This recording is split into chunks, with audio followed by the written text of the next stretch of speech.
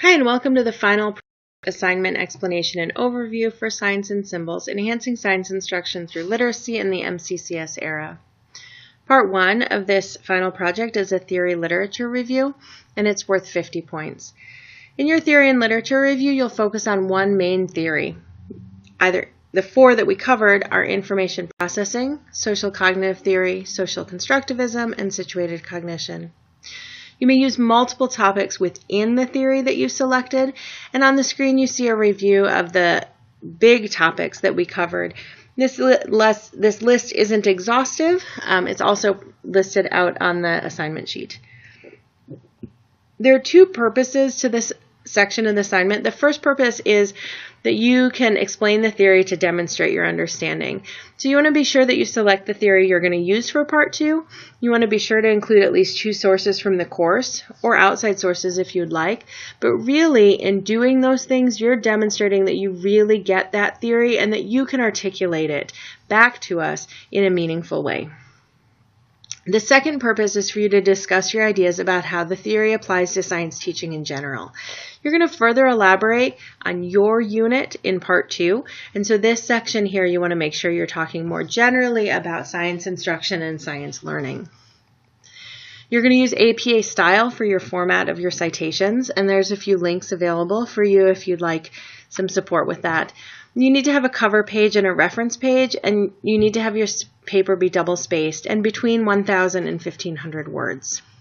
The breakdown for the grading on this section, the description of the theory is worth 20 points, and in that we're looking for the theory and topic to really be described correctly, and that it's clear as you talk about this theory how this theory helps us to understand the learning that our students are going through.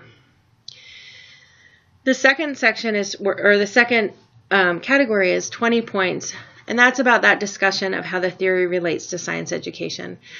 So in that, you can talk about how the theory complements or challenges your current science teaching practice. You can discuss how the theory is helpful for thinking about things that you might want to change in your science teaching practice or new things that you want to try.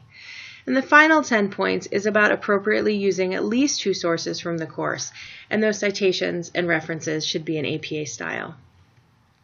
Part 2 is a unit design worth 50 points. The purpose of this is for you to design a unit that demonstrates alignment to the Montana Common Core Standard through the inclusion of reading and writing. You're welcome to also include speaking and listening if you choose. And for you to be able to use one of the theories, or the theory that you selected for part 1, one of the theories we covered in this course. The required elements for this assignment are that you need to have a unit with a full unit plan overview, and you need to have a detailed lesson plan for one of the lessons in the unit. There's also an explanation portion to this where you, in doubled space APA format, have a written description of your MCCS alignment and a written description of the application of your selected theory. So that MCCS alignment, you're going to, within your lesson plan, state how it's aligned to the Common Core in terms of like the actual standard that you're aligning to. But you're going to explain that alignment in a little written section.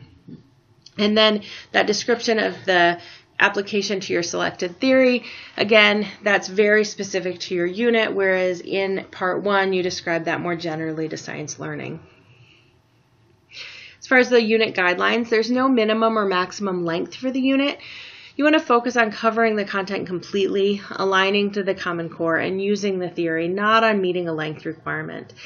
And the unit doesn't need to be newly developed. You can use this as an opportunity to develop something new, or you can modify something that you've used in the past to better align it to the Common Core and to make sure that it's truly really supporting that theory.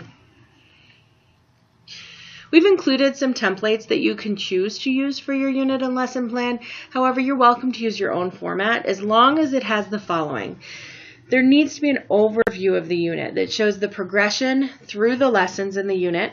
It needs to explain the purpose of the unit, and it needs to articulate alignment to the science and ELA MCCS standards. And you need to be sure that there's an assessment plan for your unit.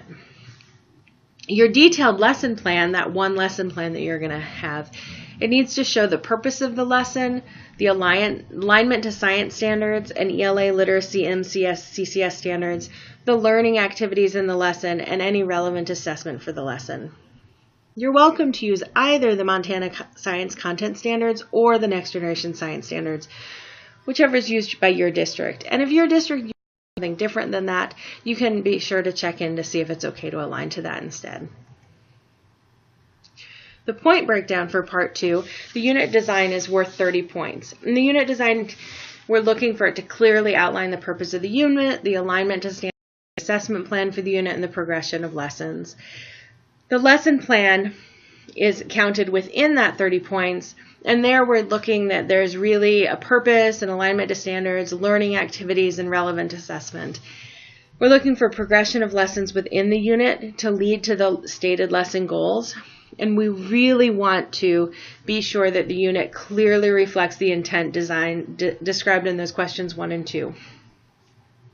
Question 1, the alignment to MCCS is worth 10 points, and question 2, the application to theory is worth 10 points. And in that alignment to MCCS, we want to make sure that you're describing the standards correctly and that the standard connection that you're describing matches what you're doing in your lesson. And then that application to theory, we're looking that it matched Part 1, that it's described and referenced correctly, and that it actually matches your unit.